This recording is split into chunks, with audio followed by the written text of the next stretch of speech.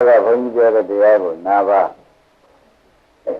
သတ္တဗံဖြစ်ခြင်းကြောင့်မှတရားနာမှုကင်း၍မဖြစ်ဘူးလို့ဘုရားကဟောထားတယ်။ဒါကြောင့်နာရတရားကိုနာပါတရားနာရင်လည်းကိစ္စပြီးမလားလို့မေးလို့ရှိရင်ဒေဂနာဉာဏ်အစဉ်လျှောက်ပြီးဒီကလာဉာဏ်နဲ့ခန္ဓာကိုရောက်ပါ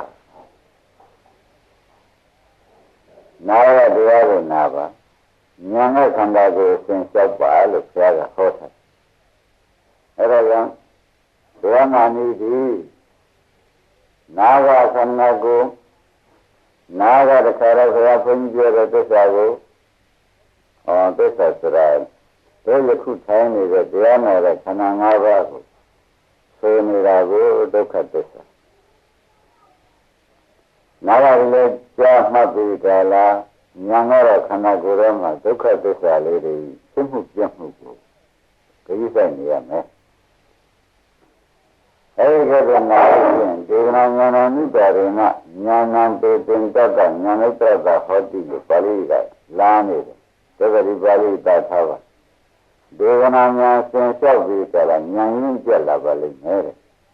အဲဒီဉာဏ်ရင်းကျက်လာတဲ့အခါကျလို့ရှိရင်အဲဒီဉာဏ်နဲ့ခန္ဓာကိုယ်ပြလိုက်ပြီးဆိုတော့ဖြင့်ကိလေသာ၆ခန်းပြီးကြလားကိလေသာကုန်ပါလိမ့်မယ်လို့ဟောထားတဲ့အတွက်ဘုန်းကြီးတရားဓမ္မတွေကတရားနာနည်းကိုပြောင်းပြီးနာပါလို့အားလုံးသတိပေးနော်အားလုံးသတိပေးတော့ဓမ္မတွေသိရပြီလို့ထားလိုက်တော့အဲ့ဒါကိုမြစ်ပါအောင်မှာလည်းမေးတော့သုခာနဲ့ဆက်ဆက်တဲ့နဲ့ကဒီနေ့ဒုက္ခသစ္စာ၄ချက်မှာသရုပ်ကမြောက်၄ချက်ကိုဟောလိုက်မယ်လို့ဓမ္မတွေမှတ်ထားသရုပ်ကမြောက်အချက်ကိုဟောသရုပ်ကမြောက်အချက်ကဘာပါလိမ့်မလဲလို့မေးခွန်းထုတ်လို့ရှိရင်ဝိပရိနာမသောဝိပရိနာမသောဆိုတာထောက်ပြန်သောသဘောတတိရှိတယ်လို့ဘုရားကဟောထောက်ပြန်သောသဘောတတိရှိတယ်ဆိုတာဘယ်သူတုံးလို့မေးတော့သာဂန်နဲ့မပြောပါနဲ့တဲ့လက်ရှိခန္ဓာကြီးထောက်ပြန်နေတာကိုကြည့်ရမယ်လက်ရှိခန္ဓာကြီးဒီဓမ္မရတနာ၌တရားမနာရင်မတတ်၌စိတ်မျိုးမျိုးပြောင်းရုပ်မျိုးမျိုးပြောင်းလဲသွားဘူးဒါကိုဘုရားဟောစိတ်မျိုးမျိုးပြောင်းဖို့ရုပ်မျိုးမျိုးပြောင်းဖို့နာမျိုးမျိုးပြောင်းဖို့ရုပ်မျိုးမျိုးပြောင်းဖို့ဒါကိုဘုန်းကြီးတရားဓမ္မတွေသတိထားပါအဲ့ဒီသတိထားပြီးကြလားကျောင်းတဲ့စီကိုညာရောက်သွားပြီဆိုမှပြန်ဩဝိပဿနာမှဟောက်ပြန်နေတယ်ဆိုတာတရားလားမှတ်တယ်မင်းစိတ်တခုမှပြီးဒီကရတခုချုပ်ပြီးနောက်တခုပေါ်တဲ့စိတ်ကလေးလည်းပေါ်ပြီးဒီကရတခါသူကြောင့်တိုက်ဆိုင်လို့ပြည့်စည်သွားရုပ်တည်ရဲ့ဉာဏ်နဲ့ပူတဲ့အေးလည်းညာနဲ့တဲလည်းခဲလည်းလဲကျောင်းနဲ့ဆွေးလိုက်ဒါတွေဓမ္မတွေနေကြတော့ရုပ်ဖက်ကကြည့်ပြန်ဝိပရိနာမဖောက်ပြန်နေတာဖောက်ပြန်ပြည့်စည်နေနာမကကြည့်ပြန်လည်းဖောက်ပြန်ပြည့်စည်နေတယ်လို့ဟောတဲ့ညာရဲ့ခန္ဓာကိုယ်ထဲမှာတက်ပြီးပြေးလိုက်လို့ရှိရင်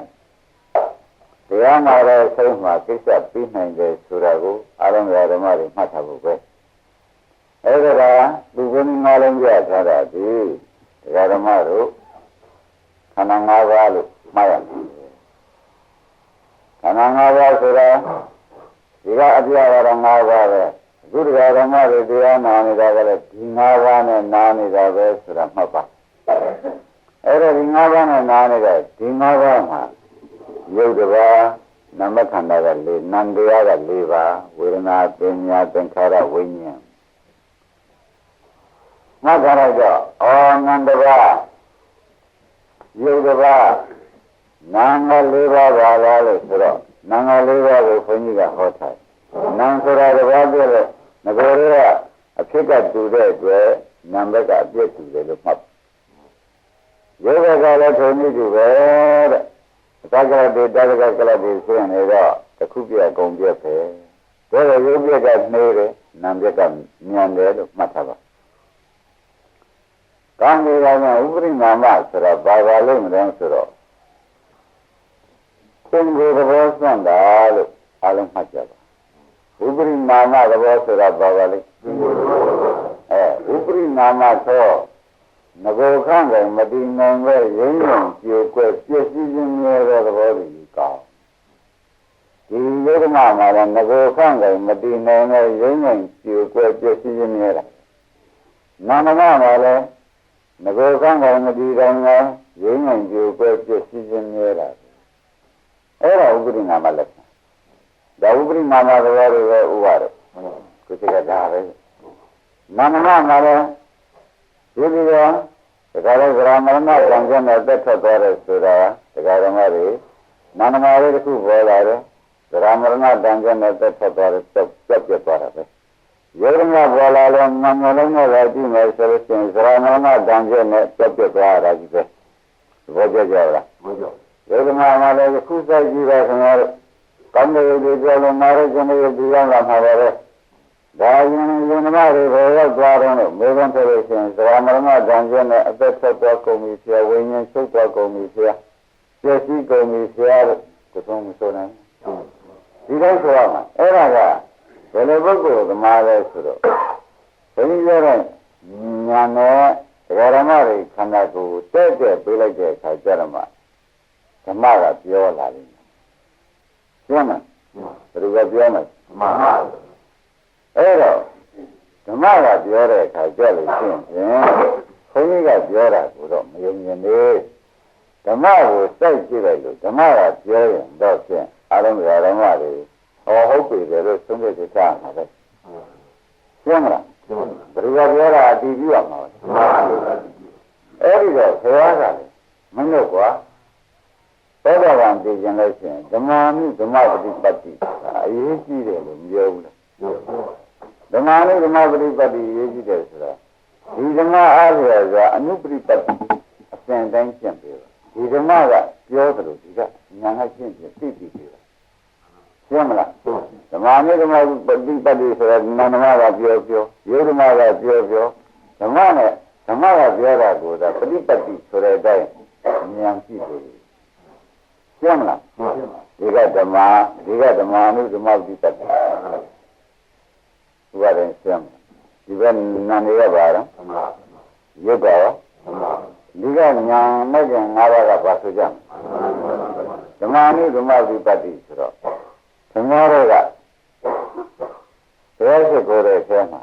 ဒီမှာရဓမ္မနုဓမ္မဝိပတ္တိကဗုဒ္ဓံပူဇေမိတယ်ငါတို့ဗုဒ္ဓံပူဇေမိဖြစ်နေသင်္ကေတရမဟုတ်ဘူးဓမ္မနုဓမ္မဝိပတ္တိဆိုတာဒီတရားကဖောက်ပြန်ပြည့်စုံရကြတယ်ရှင်ညာကဖောက်ပြန်ပြည့်စုံရလို့ဉာဏ်ရှိရအဲ့ဒါမှဓမ္မနုဓမ္မဝိပတ္တိဖြစ်တယ်ဒီကဓမ္မဒီကအနုပฏิပတ်တိရှင်းလားအဲ့တော့ဘယ်လိုခိုးရလားဓမ္မသဘောကိုဓမ္မသဘောနဲ့ရှိပါဆိုတာလားဓမ္မသဘောဓမ္မသဘောဒီဓမ္မကိုဖောက်ပြန်ပြည့်စုံနေတဲ့သဘောကိုဒီဓမ္မကနောက်ဓမ္မကနေပြီးကြလဲရှိပေးပါလို့ဆရာကဟောဒီလိုဓမ္မနဲ့ဓမ္မဝိပတ္တိရှိမယ်ဆိုရင်ဖြင့်ဒီဘဝမှာသောတာပန်တည်ရမယ်လို့အင်္ဂုတ္တက၄ချက်ပြတဲ့ချက်မှာဒါအရေးကြီးဆုံးချက်သဘောကျကြဒါရင်ဓမ္မရဲ့ခန္ဓာကြီးတွေဘယ်ချိန်မှာဓမ္မသဘောမပြောတဲ့ချိန်ကိုစိတ်ကရှာစမ်းဆိုတော့ငါတို့မရှိဘူးဘုရားကမကြည့်ဘူးပြောတဲ့ချိန်မှကကြည့်ကြများကြမေးမရေတွက်နိုင်အောင်ပြောများတော့လဲရှိမှုမရေတွက်နိုင်အောင်မရှိဘူးထိုကဲ့သို့မရှိသောကြောင့်ခင်ဗျားတို့ဒီလိုကချုပ်ငြိမ်းရုပ်သိမ်းတဲ့ဒုက္ခသတ္တချုပ်ငြိမ်းရုပ်သိမ်းတဲ့နိဗ္ဗာန်ကိုမရခြင်းအကြောင်းပေါ်ပါလားပေါ်ပါဘူးဘာမကြည့်မိတာဓမ္မကိုဓမ္မနဲ့ဓမ္မပฏิပတ်တိဆိုရတဲ့အနုပฏิပတ်တိနဲ့ကျင့်လိုက်တဲ့ကျင့်စဉ်ကမကျင့်မိဘူးဆိုတော့မကျင့်မိတဲ့အတွက်ကိုယ်ဆိုရင်ရှိလို့ဘောဓဘာမတိတာကိုလို့မဆိုရဘူးလားဒီဓမ္မကိုနာမရှိရှိယုတ်ဓမ္မရှိရှိကြည့်လိုက်လို့ရှိရင်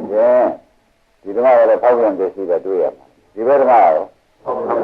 ဒါနဲ့သူကဖောက်ပြန်ပြည့်စုံတာဟုတ်လားသူကဖောက်ပြန်ပြည့်စုံမှုပြီးတာလို့မဆိုနိုင်ဘူးလားဆိုနိုင်လို့ရှိရင်ဒီဓမ္မခင်တယ်တဲ့ကနာဒီဓမ္မခင်တယ်တဲ့ကနာလာခွင့်တောင်မရဘူးဒီဓမ္မဆိုရင်လည်းဒီဓမ္မကိုဆိုရင်လည်းသောက ဒါဖြင့်တရားဓမ္မတွေဒီဘယ်လိုကြောင့်ပြိဋ္ဌာချုပ်ငင်းရုပ်သိမ်းမှုနိဗ္ဗာန်မရပါလိမ့်မလို့ဆိုတော့ဓမ္မနုဓမ္မပฏิပတ်တိလုံးနေတယ်ပေါ်ကြလားဘာပေါ်ကြ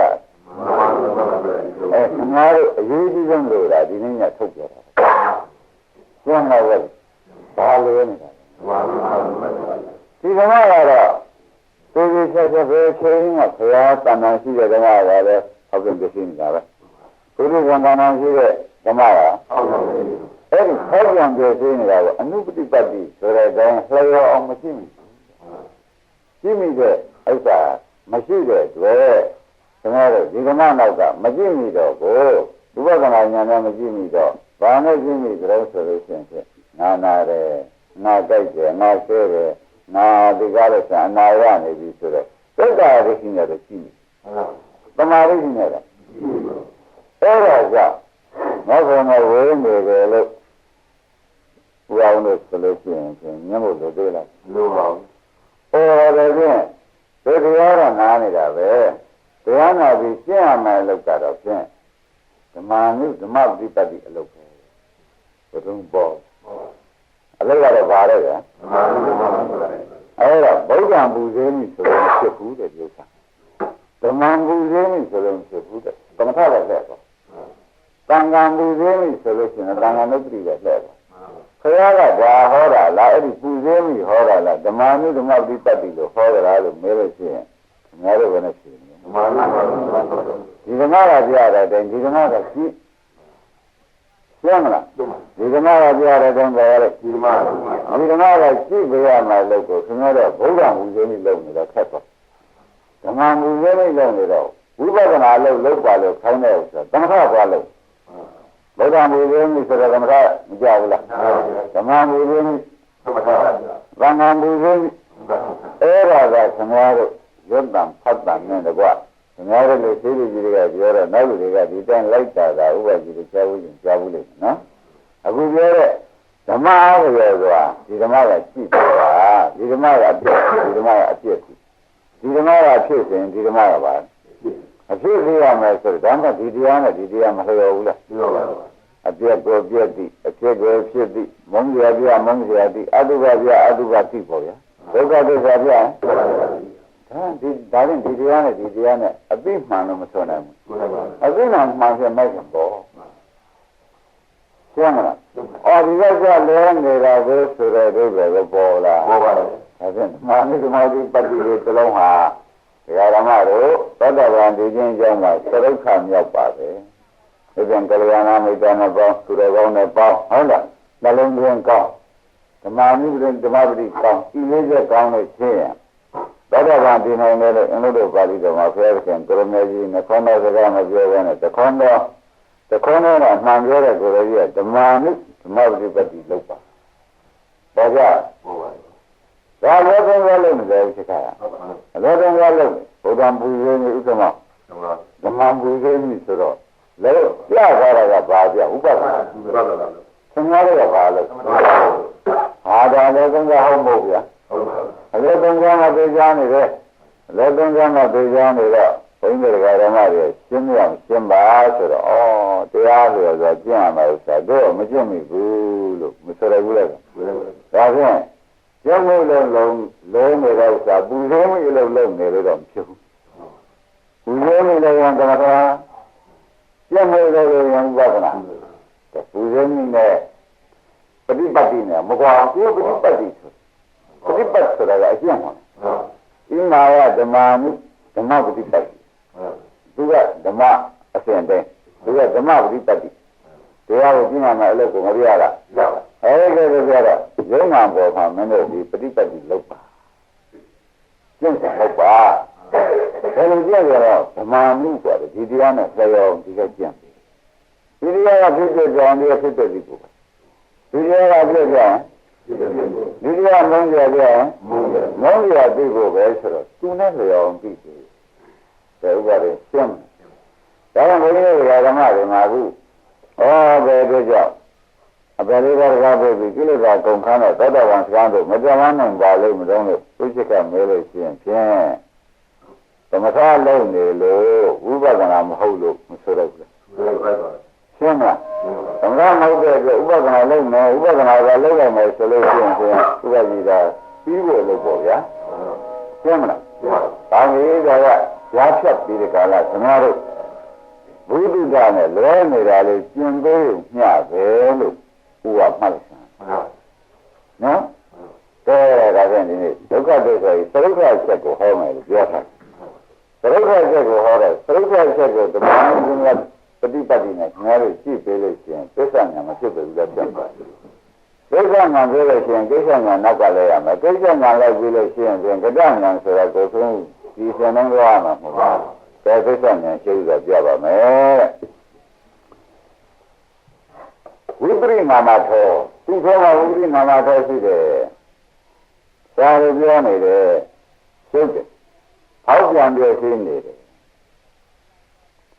ဟောက်ပြန်ပြရှင်းနေတဲ့ဓမ္မတို့ခန္ဓာ၅ပါးဘာဖြစ်နေဒါဒီပရိသေဘောလို့မေးလို့ရှိရင်ဖြင့်ဓမ္မတို့သူ့ပင်ကိုယ်သဘောကြဘုရားရင်သားတော်ဘုရားရင်သားတော်သူ့ပင်ကိုယ်သဘောပဲလားလို့မေးလို့ရှိရင်ဖြင့်ဘုရားပြည့်ရင်သားတော်မူပင်ကိုယ်သဘောလက်ပင်ကိုယ်သဘောနော်ဟောက်ပြန်ပြရှိရမှာသဘောလို့ဘာပြရအောင်သူပင်ကိုယ်သဘောဟောက်ပြန်ပြရှိပြအော်ဟောက်ပြန်ပြရှိတော့ဘာဖြစ်လို့သူကမှန်မှန်ကန်ကန်ပြပါလိမ့်မတော်လို့ဆိုလို့ရှိရင်ဖြင့်ဒီလိုမျိုးမာဇီကာကဇရာယမရဏိနာကဒုရပရိနာမေတ္တပါဥပရိနာမတော်ဒီဇရာယမရဏိနာဆိုဒုရပရိနာမေတ္တပါလို့ပြောထားတဲ့ဇရာယဆိုဆွေးရည်အုံမင်းတို့တရားသိတဲ့ကြောင့်မရဏိနာဆိုသိရတဲ့ဆုံးအောင်ဖြစ်ရှိတဲ့တရားပါလာတဲ့ကြောင့်လားဥပရိနာမတော်ပင်ကိုယ်တော်ကိုစွန့်ရင်းပြီးဟောတိရှိသူယူလာတဲ့ခန္ဓာ၅ပါးဟာဓမ္မတို့အမေဝန်းတော်ပြိတ္တိနေလိုက်ခန္ဓာ၅ပါးစက်ဆိုဓမ္မဖြစ်ပြောကြဥပ္ပဒါမဖြစ်ဘူးလားဖြစ်ပါဘူးဘာလဲဖြစ်တယ်ဆိုတော့ခန္ဓာ၅ပါးရှင်းမလားအတိတ်ကြောင့်ကြောင့်ခန္ဓာ၅ပါးဖြစ်ကောင်းခြင်းမေဝန်းလေးရောက်လာတဲ့ဖြစ်တော့ကံပိစ္ဆာလေးရောက်တယ်လို့ဆိုကြပါစို့အဲဒီကံပိစ္ဆာလေးရောက်တဲ့အချိန်မှာသူဘာယူဆောင်လာကြုံမေးဖို့မလိုဘူးလားလိုပါလိုတော့တရားဓမ္မတွေမှတ်လိုက်တာပေါ့။အော်သူဇာနာမရဏယူဆောင်လာတယ်လို့မှတ်။ခန္ဓာ၅ပါးဒီဘာယူဆောင်ပြီးဒီကလာပြိတ္တိနေပါလိမ့်မယ်။အဲဒါကြောင့်ဇရာယသဥပရိနာမတော်ဒီဇရာမရဏိနာကဒုရပရိနာမေတ္တပါဇရာမရဏယူဆောင်လာတယ်ကွာ။ဇရာယူဆောင်လာတယ်ဆိုဇရာကဒီတရားတစ်ခုကိုနှိမ့်ဆက်မှာပဲ။မရဏကပြောင်းအောင်လုပ်မှာပဲ။ရှင်းမလား။ဇရာကဘာလို့လဲနှိမ့်ဆက်မရဏကဘာလဲကြောက်လို့မယ်ဆိုတော့ဒီတရားလေးကအော်ဘယ်လိုဖြစ်လို့သူပြည့်ချပါလိမ့်မတော့လို့မေးဖို့ရသေးတယ်သူယူလာတဲ့ဆရာသူယူလာတဲ့မရဏဆက်လို့ပြည့်တယ်ရင်းနေတယ်ဒါကြောင့်ဓမ္မတွေကဒါပရမတ်ဖြစ်နေပါလေဆရာလောကီဥမာနဲ့ရှင်းပါအောင်လို့ဓမ္မတွေကဘုန်းကြီးတောင်းပန်ပြီးတော့ဝတရားရှိတဲ့အတွက်အဲ့ဒါမဆောင်ဘဲနဲ့ဥမာပြလိုက်ကြမယ်ဥမာပြလိုက်တဲ့အမှန်ရှင်းပါတယ်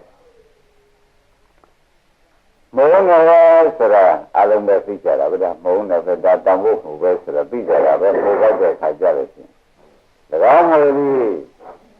မြေတွေကထွက်ခဲ့ရတဲ့အတွက်မြေမှောင်ပြီးသူ့စိတ်မှာမပါဘူးလို့ညင်းကြမလို့လေဝမ်းလေပဲ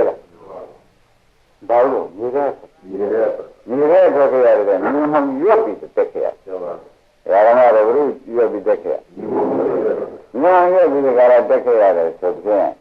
ဒီလိုခန္ဓာကိုယ်ဟာလည်းထိုနေတူပဲအမျိုးမျိုးကထွက်ကြတဲ့ကဇာမန်ကရွတ်ပြီးထွက်ဒီလိုလားဒီဘာရွတ်လားဒါပြန်ဒီဘက်ခန္ဓာကလည်းဒါရွတ်ပြီးလာခဲ့တာပဲဘုဘောက်တယ်လို့ပဲနာမခန္ဓာလေးကရောဘယ်လိုတူလဲတဲ့ဒီဟာရွတ်ပြီးဒီကာလတက်ပြီးဒီကာလလာခဲ့တော့သိဆိုးရှင်မှာလားလို့မင်းတွေကိုဥစ္စာလိုသေးလိုပါဘူးဟာဘယ်လဲနဲ့သက်ထွက်မှာတုံးလို့ဒီယုဒ္ဓမာကြီးပြည့်စည်မှာတုံးလို့မဲလို့ရှိရင်ဖြင့်သူယူလာတဲ့လက်နဲ့သူသက်ထွက်ရမှာပဲမဆိုရဘူးတော့ဘာမှမလုပ်ဘယ်သူနဲ့သက်ထွက်မှာသူယူလာတဲ့လက်နဲ့သူသက်ထွက်မယ်ဆိုတော့ဖြစ်လို့ဒီကားလို့ဆိုလို့ရှိရင် လူကြီးရပါလေဆိုတော့ဇရာမရငါကောင်းပေါ်ကလိုက်ခဲ့ဦးမယ်ဆိုတာဧကံပါငါကြီးရပါလေဆိုရင်ရောဇရာမရဧကံပါဘူးလား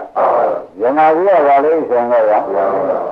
မရဧကံယူဆောင်ပြီးကြလာတက်လာရတယ်ဆိုတော့ညင်းနေလို့လို့လားမလို့ပါဘူးအဲ့ဒါကြောင့်မသိသေးတဲ့ပုဂ္ဂိုလ်တော့မှဖြင့်လူဖြစ်ရတာဒီကားလို့ရှင်လူကောင်းကကောင်းဖြစ်ရတော်သေးရဲ့အဲ့ဒါကသုတ်တန်နည်းနဲ့ဟောတာသစ္စာနဲ့ဟောလိုက်တဲ့အခါကျတော့ရှင်းတယ်ခန္ဓာငါးကဒုက္ခရောက်ဖို့ဖြစ်လာဒရမလာဉာဏ်နဲ့အသက်ဆက်မလို့ဖြစ်ပေါ်ပေါက်လာသင်္ခါရကသက်ဆက်အသက်ဆက်ရဆူတောင်းတာဆူတောင်းတဲ့အတွက်ဒရမရဏကလည်းဒီကကြည့်လို့လူစုခမောင်းတဲ့လူစုမပါပါနဲ့ဆိုတော့မရပါဘူးမရတော့ဒီဥစ္စာကသစ္စာသိလို့ခေါ်တယ်ဝိပရိနာမထကိုယူဆောင်တာဝိပရိနာမထဖြစ်အောင်ဇာမရကိုယူဆောင်တာလို့ခန္ဓာ၅ပါးဝိပရိနာမကိုဖြစ်ရချင်ဘောကြခန္ဓာ၅ပါးဝိပရိနာမဖောက်ပြန်ပြည့်စည်ရတာဒီပုဂ္ဂိုလ်ကြည့်လိုက်ပြန်လို့ရှိရင်လည်းတော့ကြာအရင်ရုပ်တွေအရင်နာနေပြောက်ပြီးနောက်ရုံနောက်နာနဲ့တခြားသောပုဂ္ဂိုလ်ကြည့်လိုက်ပြန်လည်းနောက်ရုံနောက်နာနဲ့ဥပဒနာဉာဏ်နဲ့မဟုတ်ဘူးအကျမ်းကြည့်တာနဲ့ပဲနောက်ရုံနောက်နာမသင်ရှားဘူးလားသင်ရှားပါဘူးဘယ်နဲ့ဖြစ်ကြတော့ဘယ်နဲ့ဖြစ်ကြတော့အရင်သားရည်တွေကဘယ်နဲ့နေပါလိမ့်မလို့ဟိုဒီလိုပဲဘာဖြစ်သွားလို့ညာဖြစ်သွားလို့ဆိုတာခင်ဗျားတို့သူ့ကြံပေးရဘူးလားပြရပါအဲ့တော့ဒီဖောက်ပြန်တဲ့စိတ်ကမသေးကြဘူးလားအဲ့ဒါကသမုဒိသစ္စာနဲ့ဖောက်ပြန်ပရမတ္တသစ္စာနဲ့ကြည့်တော့အချိန်မရွေးရှင်းမလားဘုရားကမှန်တော့ဝင်ပြီးကြည့်လိုက်တဲ့အခါကျတော့အချိန်မရွေးဘုရားကံလုံးနဲ့ဟိုဒီနမကံနဲ့ပြရတယ်ယူသကံနဲ့ပြရတယ်ဆိုတာခင်ဗျားတို့လက်သက်ပေါ်ပြီဘယ်လိုပေါ်လဲဇာမရဏကျန်ကျင်တဲ့ထွက်သွားတယ်ဆိုတော့ဒီကဏ္ဍ၅ပါးဒီခင်ဗျားတို့ရဲ့စဉ်းစားကြည့်ပါတော့ဝိပရိနာမထသဘောဖောက်ပြန်ပြည့်စည်တဲ့သဘောဟာသူ့ဟာသူဖောက်ပြန်တာအလိုလိုဖောက်ပြန်တာဖောက်ပြန်တဲ့သဘောနဲ့ကိုယ်ကတွဲလာတာလားတော့မေးလိုက်ဖောက်ပြန်တဲ့သဘောတွဲလာ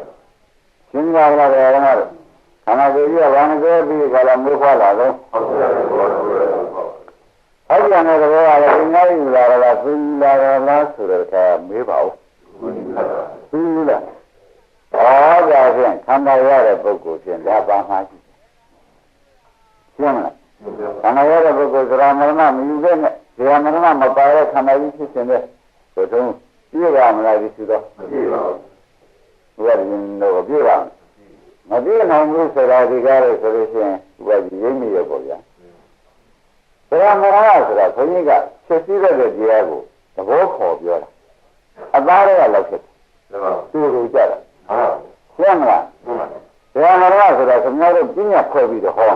ခန္ဓာ၅ပါးကနှိစ္စခန္ဓာမှာဇရာမရဏကဖြစ်စည်းသမားလို့ဆိုတာပြညာပြန်ပြောတာပါတဲ့ရှင်ကအသားတွေကလောက်ဖြစ်တာသိလို့လားအသားတွေကလောက်ဖြစ်တာဆိုတော့ဖြင့်ဒီသားနဲ့ဒီလောက်နဲ့ဒီကားလို့ဆိုလို့ရှိရင်ဖြင့်မကွေမကွာပဲနဲ့ပဲဖြစ်စည်းဖို့ပဲမသိနိုင်ဘူးလားဟုတ်တယ်ပါအဲ့တော့ခန္ဓာ၅ပါးကိုဘုရားကဇာယမရဏနာဆိုတွေ့တာဝိညာဉ်နဲ့ကြပါဇရာရဏဇရာနာဒီကြပြီးအဘိနာတို့ကလည်းလာတော့ရမရဏရဏမရဏနာဒီကြဆိုပြည့်ညက်ပြန်ဟောသင်ဖြစ်တော့သူကပြီးသန့်လားဒီထဲမှာပါနေတာလားတွက်လားဒီထဲပါလားသိကြလားဒါ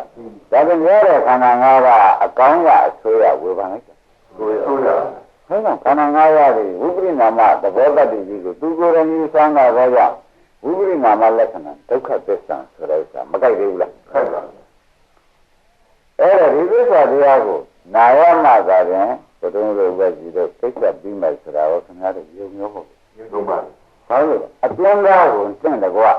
အလုံးစုံသူ့မှာသူရတဲ့ပုဂ္ဂိုလ်ပေါင်းဘယ်ပုဂ္ဂိုလ်ဘုံကြည့်တယ်တကူကြည့်တယ်ဆိုများဆိုတဲ့သရမရဏယူဆောင်လာတဲ့ပုဂ္ဂိုလ်ကြီးဖြစ်တဲ့ပဲကြောင့်ဘုံတကူတွေဟာအကုန်ဆုံးရှုံးမှာကြီးပဲဘယ်နဲ့ဆိုကြဆုံးရှုံးစရာကိုဘယ်ထဲမှာဆုံးရှုံးစရာဆိုတဲ့ဥစ္စာဘယ်ထဲမှာပါလာတာတော့မေးတော့ကိုယူလာတဲ့ခန္ဓာ၅ပါးကိုဆူတောင်းတဲ့ခန္ဓာ၅ပါးကိုနှိမ့်တဲ့နေတဲ့ခန္ဓာ၅ပါးထဲမှာပါတကားတဲ့တရားကလာခဲ့တာကသူ့အတူကိုအပြည့်စုံဖြစ်လာတယ်လားသူ့အတူပြည့်စုံဖြစ်တယ်တပည့်ကြဒါပြန်ဒီဥစ္စာမျိုးသိရတော့ဒီခန္ဓာအချင်း င်းရဲတာအပံပဲဝေဒနာခန္ဓာကြည့်ပြန်ဆင်းရဲတာမှာဉာဏ်ခန္ဓာ၄ပါး၅ပါးကလေးဘယ်ကြည့်တာပေါ့ဗျာကြည့်လိုက်တော့ဆင်းရဲတာအမှန်မှတော့ဘာတွေ့လဲဆင်းရဲတာမှန်ပါဘယ်ကဘာတွေ့လဲဆင်းရဲတာမှန်တာရှိတယ်ဆိုတော့ဧကံဆုံးရမချနိုင်ဘူးလားကောင်းပြီဒါနဲ့ဆင်းရဲတာမှန်ဧကံရှိပြီးတဲ့ကာလနေတော့ကြောင့်ဘုရားဆူယူသည်ခံဘာရာဝေပင်ဆက်ခန္ဓာဒီခန္ဓာကြီးကလွယ်နေရတာငါးငါးလေးဆက်ကြည့်ရဲ့ဘုရားခန္ဓာဆုံးမဆုံးဘူးလားဆုံးပါဘယ်နဲ့ကြောင့်ဒီကိုယ်တော်ကြီးတွေဒီခန္ဓာကြီးတွေကိုသုံးကျင်တဲ့စိတ်ပေါ်ပါလိမ့်မလို့ဆိုလို့ရှိရင်ဖြင့်ဒီကဝိပရိနာမတွေကထောက်ပြန်ပြည့်စုံပြီးတတ်မဲ့ဖြတ်မဲ့တရားနဲ့အပြည့်အစုံတွဲပြီးဒီကလာမလာဘူးလားလာတော့ဉာဏ်ကြီးကဉာဏ်ကြီးရတဲ့ပုဂ္ဂိုလ်ကဉာဏ်ကြီးဆိုတာခင်ဗျားတို့လည်းရမှာပဲဥပဒနာညာနေပြီးဒီကလာကိုသစ္စာဉာဏ်ကိုလည်းကူးတဲ့သိချင်ရမရဘူးလားဥပဒနာဉာဏ်ရှိတယ်လောကီသစ္စာဉာဏ်နဲ့ကူးကြရဆိုအော်ဘယ်ပြည့်လို့မပြတ်တာမဟုတ်ဘူးဘယ်လိုလဲတာနဲ့သူပြတ်တာပါလားအစရှိရင်ဒကာဓမ္မတွေကောင်းကောင်းကြီးဆုံးရကြမစနိုင်ဘူးစနိုင်ရင်သစ္စာဉာဏ်စနိုင်ရင်ဘာမှမလဲသစ္စာပြီးတဲ့ညာဝိပဿနာမလက္ခဏာသူပြန်အပြည့်စုံပါတယ်ကွာဒါကြောင့်ဒီဒုက္ခရောက်ရောက်သွားတာကျက်စီခြင်းဒုက္ခနဲ့ကျုံသွားရဘူးအဲ့ဒီကျုံသွားတာကိုမြင်တိုင်းဒါမြင်တဲ့ညာကိုခင်ဗျားတို့ကဘာညာခေါ်ကြသစ္စာလောကကောင်းပြီသစ္စာတော့သိပါပြီဗျာကိစ္စကကိစ္စညာလေးတစ်ခုတက်ပြပါအောင်ဒါဟာဒုက္ခသစ္စာလို့သိရင်သစ္စာညာသဘောကျဒီကမှာဇရာမရမဖြစ်လို့အသက်ထွက်တယ်လို့သိလို့ရှိရင်တတညာရင်းနေလားဒါဒုက္ခသစ္စာလို့သိနေရင်ဘာဆိုကြသစ္စာဒီကမှာသူခဏမှသိနိုင်တဲ့တရားမဟုတ်ဘူးခဏပြီးခဏတော့ပြည့်စုံပြီးဒီကလာတော့ကိစ္စပဲဘာကြောင့်လဲဇရာမရမယူလာတယ်ဝေဒနာလေးယူတာပညာလေးကိုယူတဲ့ခဏရောယူလာတော့သူတို့နဲ့ပဲညာအောက်တင်ပဲကြောက်ပြီးဒီကလာသွားတာမြင်လိုက်လို့ရှိရင်ဖြင့်တဲ့ဟောင်းကဝိပရိနာမကိစ္စတွေမမြင်ဘူးလားမြင်ပါဘူးဝိပရိနာမထောက်သွားမယ်ဝိပရိနာမထောက်သွားမယ်တော့ဒီညာကိစ္စသိတဲ့ညာလားဟုတ်လားအောက်ရံရဲ့ဒီရင်ကိစ္စကိုသိတဲ့ညာလားလို့မေးလို့ရှိရင်ဘယ်နဲ့ပြောကိစ္စဒါနဲ့ကိစ္စညာပြီးတော့ကိုမဲ့ရဖို့ဆိုတာကတ္တညာဆိုတဲ့ဥစ္စာမဲ့ရတာရှင်းလားဒါနဲ့ကိစ္စညာရကြတဲ့ကျွတ်တို့ဒီကိစ္စညာဆိုတာကသင်္ကုဒုက္ခသစ္စာဒါတော့သိရကိစ္စညာကဒီကမှာပါတာကနှိစ္စဖြစ်ရှိတယ်ကိုမသိရဘူးလားသိရတော့ကဘာညာခေါ်ကြကိစ္စညာဖြစ်ပြီးဒီကရနေတာကိစ္စညာပန်ရင်ကတ္တညာဖြစ်ရတယ်မနည်းလိုက်ပဲကတ္တညာဆိုတာမဲ့ညာကိုဆိုတာကျန်တော့ကောင်းပြီဒါဖြင့်ခင်ဗျားတို့ယနေ့မှဟောနေတယ်ဟောတဲ့ဒုက္ခသစ္စာလို့ဟောတော့သစ္စာညာသဘောကျလားဒီထဲမှာဝိပရိနာမလက္ခဏာလေးတွေသရမရဏတန်ကျက်နဲ့အကုန်ပြည့်စည်ရမှာတယ်ဆိုပြီးခင်ဗျားတို့ကရှုပြီးခန္ဓာကိုယ်ကိုကြည့်ပြလိုက်စမ်းနော်ကြည့်ပြီးကြတော့ရုပ်ပေါင်းလေးတွေကလည်းထုံနည်းတူပဲဆက်နဲ့ပြည့်စည်သွားနာမနာလေးတွေကလည်းအောင်ကြတော့တိုက်တုံးပေါ်ပြီးပြည့်စည်သွားပြည့်စည်တော့အမရူကြောင့်ပြည့်စည်ပါလေမလို့ဆိုပြီးလာတဲ့ဆရာပြီးလာတဲ့မရဏကြောင့်တရားချတယ်ကြည်ရချတယ်လို့မဆိုနိုင်ဘူးဆိုတော့ဒါလည်းညာဆက်ပြီးကြတာဆိုတော့အလိုပြည့်ဆိုတဲ့ဒိဋ္ဌိကိုလာပြီးမလာဘူးသရမဏတွေဆက်စည်းမှုကြောင့်ပြည့်စည်မှုကြုံရရှင်းလားဘယ်လိုဆက်စည်းမှုကြောင့်ပြည့်စည်မှုကြုံရလဲအဲ့တော့လက်တယ်ဆန်းတယ်ကွာပြည့်စည်ခံရတဲ့တရားပါလက်တယ်လည်းမြင်ရတယ်ခံရတဲ့ဓမ္မလည်းဆိုရင်ညာနဲ့မှရှင်းတယ်ဆိုတော့လက်တယ်ရောခံရတဲ့ဓမ္မရောတစ်ခုလုံးရှင်းတော့လက်တယ်နဲ့ဓမ္မကလည်းအတူတူလာတော့ရှင်းနေတော့သဘောကျကြပါလားလက်တယ်လည်းဒီခန္ဓာတွေကထွက်တယ်မဆိုနိုင်ဘူးလားဒါမှခံရတာလည်းဒီခန္ဓာကလည်းခံရချာဒီခန္ဓာတွေကလက်တယ်နဲ့ဒီခန္ဓာကြီးအသက်ထွက်ရတယ်မဆိုနိုင်ဘူးဒါဖြင့်ဒီဥစ္စာဒီဝိပရိနာမဒီနာတော့သံဃာတော်တန်တပတ်တော့ဝိပရိနာမထောဆိုတဲ့ဖောက်ပြန်တဲ့သဘောဟာအလိုလိုဖောက်ပြန်တဲ့သဘောရောက်သေးရဲ့ရောက်ရောက်သေးရဲ့ဒါမှမဟုတ်လို့ကြဖောက်ပြန်ပြည့်စည်ရတယ်ဆိုတာအားလုံးတရားဓမ္မတွေရှင်းဖို့ပဲမဟုတ်လားအဝေဒနာသုံးနဲ့ရှိလေဒါနဲ့ရှိပညာသုံးနဲ့ရှိပေါ့ဒါနဲ့ရှိကာယ ानु ပါဒနာဆိုတဲ့ရုပ်ရှိရင်ရောဒါနဲ့ရှိပေးလို့ရှိရင်ဒီကိစ္စညာနဲ့ရှိပေးနေလို့ရှိရင်ဖြင့် အားလုံးကဓမ္မတို့မိမိခန္ဓာကြီးကဘုရားနာမကိစ္စမှာတပါးအောက်ပြန်ပြည့်စည်ခြင်းကိစ္စမှာတပါးဘာကိစ္စရှိသေးသလုံးလို့မဲလို့ရှိရင်ဖြင့်ဘာကိစ္စမှမရှိအောက်ပြန်ပြည့်စည်မှုခံပြီးကြလားပြည့်စည်ကြတာပဲပြည့်စည်ခြင်းကိစ္စပဲရှိဒါကြောင့်ပြည့်စည်ခြင်းကိစ္စရှိတယ်လို့အများတို့ညာကကြည့်လိုက်တဲ့အခါကျတော့ကြောက်သွားတာမြင်လို့ရှိရင်အလိုလိုကြောက်တာမဟုတ်ဘူးပြောင်းအောင်လုပ်တဲ့တရားကပြောင်းအောင်လုပ်လို့ကြောက်သွားတာပဲဆိုမှညာဘူးလားဒါကတော့မဆိုနိုင်ဘူးလားငါကတော့မှရရောအလိုလိုကြောက်တာရှိရလားမရှိပါဘူးတဲ့အလိုလိုကြောက်သွားတယ်တခုမရှိဘူးကြောက်သွားတယ်ဆိုလို့ရှိရင်ဖြင့်လေတဲ့ရတော့ကောင်းဟုတ်လားတစ်ခုသေးရတော့ကောင်းဆိုတော့လက်တယ်ရှားမရှားဘူးရှားတမယခင်နဲ့ဒီခေတ်ကသူ့ကိုပြောက်เสียပါလို့ပြောက်သွားတာပဲအသက်ရှိနေနဲ့ဥမာပရိစ္ဆေပါလို့ကြတော့ထားလိုက်ပြီးနေတယ်အလုံးလေးသေးတော့သူ့ဆင်းပြောက်เสียပါတယ်ကွပြောက်เสียပါတော့ဒီလုံးကကြီးရှိသေးရလားအားလုံးမရှိတော့ဘူးဘာလဲဆိုတော့ပြောက်เสียပါတယ်သူ့ပြောက်เสียကြောင့်သူပြောက်ဒီငါနဲ့ခန္ဓာကြီးကဘယ်လိုဆိုကြမလဲပြည့်လုံးပြောက်ရဲရဲသူပြောင်းနေပြောက်တာပါဆိုတော့ဒုက္ခနာကြီးသူတောင်းဒီဖြစ်ခြင်းနဲ့ဖြစ်ခြင်းဓမ္မဖြစ်ခြင်းတို့ဒီတဲ့နဲ့ဒီလိုက်တွေလုတ်ပြီးဒီကလာမင်းမျိုးဆွတောင်းကြတာဖြစ်ခြင်းလို့ရှိရင်ဖြင့်ကြောက်တာယူပြီးဒီကလာဖို့အကြောင်းကိုသိကြရုပ်ဖြစ်ရလို့ရှိရင်ဒီပြည့်စည်ခြင်းကြောင့်ကျုပ်ကကျုပ်ယူခဲ့ရမယ်ဆိုတဲ့အဓိပ္ပာယ်ယူခဲ့ပါတယ်ဆိုတဲ့အဓိပ္ပာယ်ပါဘူးလားပါပါပါဒါဖြင့်ဓမ္မတွေဒီကံနာကြီးကိုဘုရားဆူစွန့်ကြံတာဘယ်သဘောတုံးဆိုတော့ဒီကိစ္စမျိုးလို့ကျင့်လို့လည်းဒီကိစ္စမြင်ပါလေဒါကဓမ္မတို့ဘာကိစ္စရှိတယ်ခန္ဓာ၅ပါးထဲမှာဟောက်ပြန်ခြင်းကိစ္စရှိဘာကိစ္စရှိလဲဘုရုကြောင့်ဟောက်ပြန်တာပါလေရဟမရမကြောင့်ဟောက်ပြန်ပြည့်စည်သွားတယ်ဆိုတော့ဓမ္မတွေမသိကြဘူးလားအဲ့ဒါကယခုတော့အပြောတရားခင်ဗျားတို့အလုတ်ခံကြည့်လို့သူကသေချာပြောသူကဓမ္မကိုဒီကနုပฏิပတ်တိကလိုက်သေးမလိုက်ကြဘူးလားလိုက်ကြလို့ရှိရင်ဖြင့်ဒုစရတွေဘုရားကလည်းဟောတယ်ဘုရားကလည်းမဟုတ်တာဟောလို့မရှိဘူးဒုက္ခကအကြည့်မှန်လို့ရှိရင်ဖြင့်သူ့ပင်ကိုယ်တော်တွေ့ရမယ်မတွေ့ရဘူးတွေ့ရပါဘူးဘုရားငရဏလက်ချင်မဲ့ဒါလေးတွေတွေ့ရမယ်ဆိုတာကောမြင်လို့လေလားအဲ့ဒီလိုခင်ဗျားတို့ကြည့်လိုက်တော့မယုံရင်ခင်ဗျားတို့ဟောသမင်းစားရင်လည်းစိတ်ကြီးပေါ်လာပထမဒီဟင်းနဲ့စားရင်လည်းစိတ်ကြီးပေါ်လာဆက်ဆိုတာလေးချုပ်ပြီးနောက်ကလည်းကြတော့ဒီဘဟင်းနဲ့စားကြတဲ့စိတ်ပေါ့နောက်ကလည်းကြတော့ဟိုဘဟင်းနဲ့စားကြတဲ့စိတ်ပေါ့ပေါ်လာတော့အရင်စိတ်ကလေးတွေဘယ်ရောက်ပါလဲလို့ရှင်ဘယ်လိုကြကြောက်ပါအလိုလိုကြောက်တာအလိုလိုကြောက်တာမကြောက်ပါဘူးဘယ်မှာမှပါမပါဘူးလားသူ့စကားနဲ့သူမရဏနဲ့သူရှင်းမလား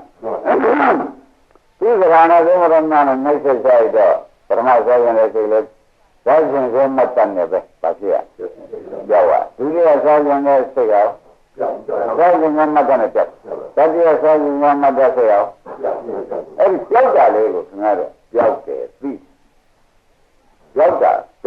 တော့ခန္ဓာကိုယ်ထဲမှာသူပေါ်တဲ့နေရာမှာကြောက်ကြောက်တာကိုဒီကသိတယ်လိုက်သဘောကျ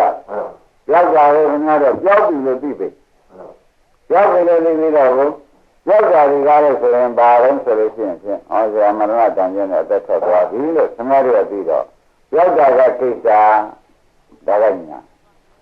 ဘောကြရောက်တာကဒုက္ခိစ္စလေဗျာပြီးတာကဒါဖြင့်ဒီကကိစ္စဒီကညာ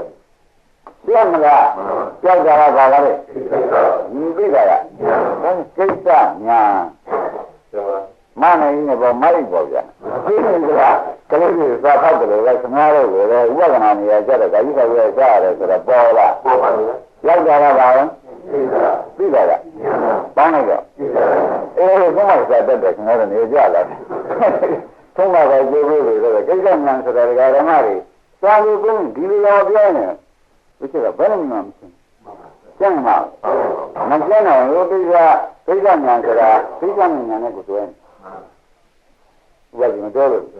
ကိစ္စနဲ့ညာနဲ့တွဲနေတဲ့အချက်က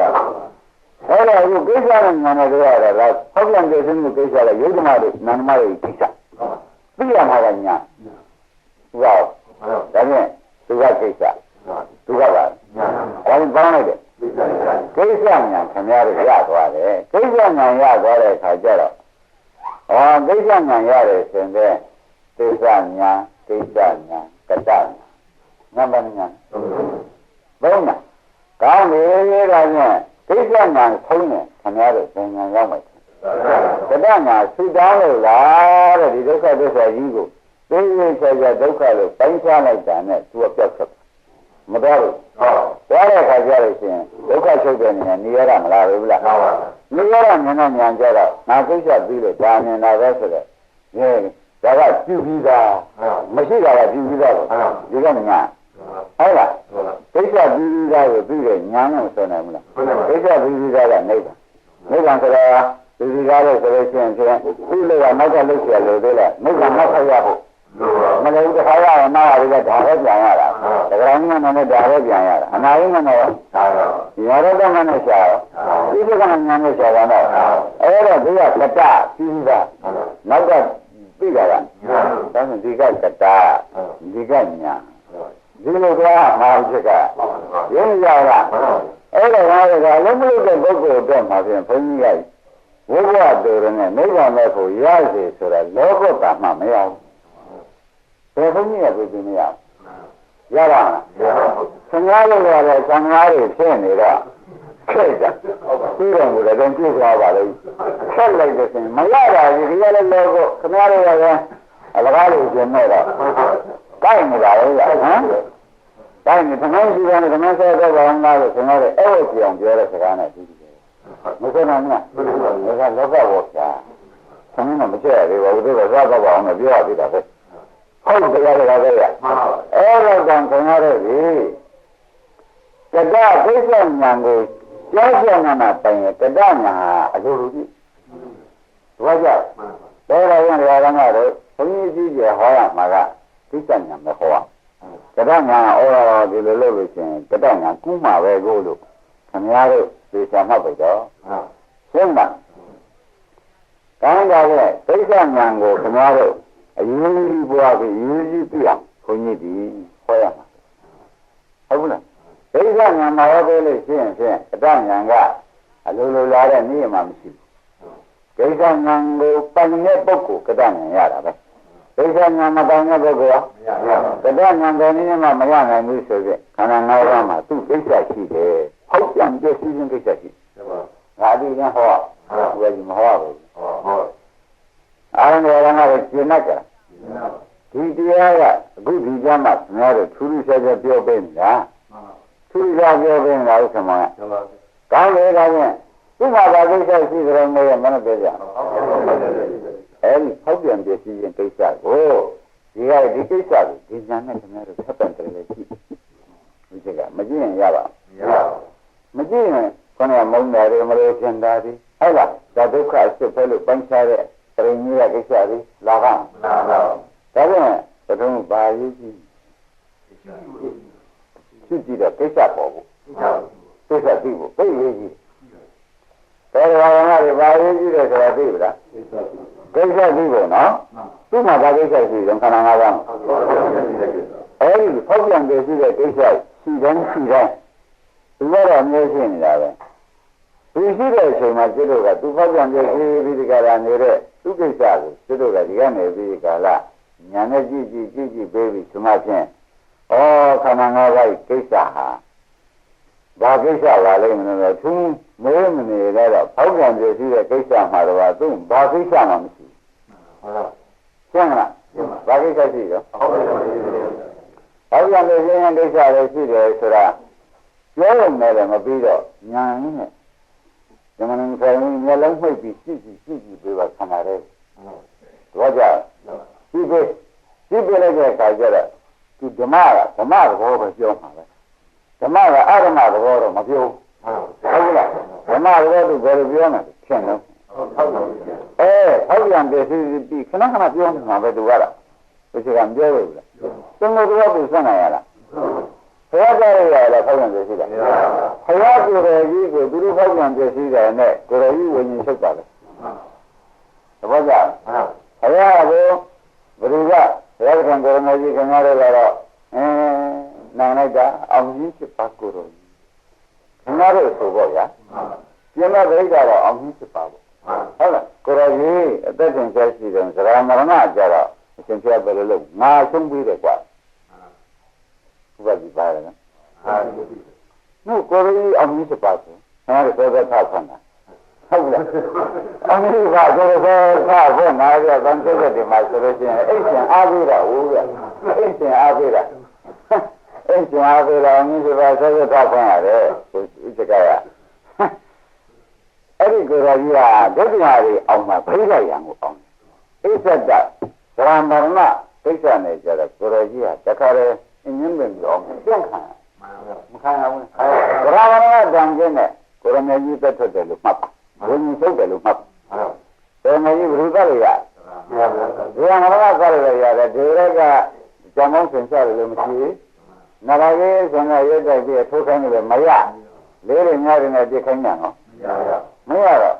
အောင်တယ်လို့တော့ဆိုရမှာပဲဒါကြောင့်မိတ်ဆွေမှန်ဆိုတော့သရမရဏကိုဆိုတယ်အဲ့ဒီမှန်ကြတော့ကိုရမေကြီးကတခါတည်းညီတော်ကရေယူကုန်กว่าဟုတ်တယ်ဝန်တယ်ပြောလို့နော်အတော့ကစရာနဲ့မရဏကအတော်မိတ်ဆက်ပြီမဟုတ်လားအတော်မိတ်ဆက်တော့ဘိုးသရမကြီးတွေကလို့ဆိုလို့ရှိရင်ဖြင့်တဲ့ဘေးကံကရံထက်တဲ့တွေကိုကြော်သွားပြီးဒီကလာလာခဲ့냐တော့လေခန္ဓာအဆုံးပြရဟုတ်လားသရမရဏနဲ့ခန္ဓာပဲဟုတ်လားသူနှိမ့်ဆက်တာတွေရောခန္ဓာပဲဆိုလို့ရှိရင်သရမကြီးတွေသရမရဏတန်ကျက်နဲ့အင်းင်းပင်တွေကိုနှစ်ခုကြားမှာဝိညာဉ်ချုပ်ပြီးဒီကလာပြိဋိဘံဆံရတယ်ဆိုတာအာရုံတရားဓမ္မတွေကြားဖို့ပါသဘောကျလားအဲ့ဒါကြောင့်သူရှိနေလို့ရှိရင်ဖြင့်အမြင့်ဖြစ်ပါကိုယ်တော်ကြီးလဲမအောင်ဘူးသရမရဏရှိနေလို့ရှိရင်အဲ့ဒါခင်ဗျားတို့သရမရဏရှိနေကြကြနားထောင်နေတော့မအောင်ဘူးစိတ်ကဟမ်အောင်မလားမဘယ်တော့မှယူလာတာလဲမေးတော့ပြိဋိတွေနေတဲ့ချိန်ကဆက်ပြီးသရမရဏပါအဲ့ဒီကရဲကငါတို့အဆုံးပေးပြီးထွက်လာကြတယ်ဘယ်ကြီးပဲလဲပြိဋိတွေရှိတဲ့သူပါလာတာအဲ့ဒါအဆုံးပေးပြီးထွက်လာတဲ့ပုဂ္ဂိုလ်တွေကဘေးကနေပြီးဒီကာလပရိတ်တွေနဲ့တားလို့တားပေါ်ဥစ္စာကဟုတ်တယ်ရရတွေနဲ့တားလို့တားပလိငါဆာနဲ့တားလို့တားပေါ်ဗျာရပါမလားတဲ့မဟုတ်လို့တော့ကိုရင်းယူလာခင်ဗျားတို့ဥပဒေဘယ်နဲ့နောက်ကြတော့ဓမ္မတွေဘယ်နဲ့ဆင်ရကိုယ်ရင်းယူတာကလည်းကိုကျိုးခွင့်ကိုတက်ပြီးကိုလာခဲ့ကိုကျိုးသက်ချက်တယ်မဆန်းဘူးလားလူကြီးကလာလို့ဆိုရင်ရမရဏကျိုးခွင့်နဲ့ကပါခဲ့မပါဘူးလားပါတော့ကိုကျိုးခွင့်နဲ့ကိုလာခဲ့တာပဲကျွတ်တော့ဘယ်သူမှဒါကောင်တနတ်ကောင်မခံပါဘူးဒီလိုကမပါဘူးလားကျွတ်တော့နဲ့ကျွတ်တော့ပဲဒုက္ခရအောင်ကျွတ်တော့ပဲလောက်ပါတော့မယ်ဆိုတော့သူကောင်းလူကြီးကပါလေသူကောင်းမှာပါမပါဒီကပါဘူးလားအဲ့ဒီနေရာကလည်းဒီသူကောင်းမှာခင်ဗျားတို့လူကြီးကပါလေဆိုရင်ဇရာမရဏအနာလည်းဆုံးမကြီးပဲရှင်းမလားခင်ဗျားတို့လူကြီးကပါလေဆိုရင်နားလည်းဆုံးမယ်နတ်ကြီးကပါလေဆိုရင်အကျဉ်းကြီးကပါလေခင်ဗျားကြီးကပါလေဆိုတော့နားလည်းဆုံးမယ်ခန္ဓာမှန်တော့လိုက်မှာပဲဘုရားကျတော့မလိုက်ရှိရသဘောကျလားဒါကြောင့်ခင်ဗျားတို့ဒါလိုက်လာတာကိုအခုခွန်ကြီးကကိစ္စညာနဲ့ပြောလိုက်လို့ခင်ဗျားတို့အခုနားလေတော့လိုက်လိုက်ချက်မကြတော့ဘူးဖြတ်တပည့်တို့မစနိုင်ရစနိုင်အဲ့တော့ဒီခန္ဓာကြီးကိုခင်ဗျားတို့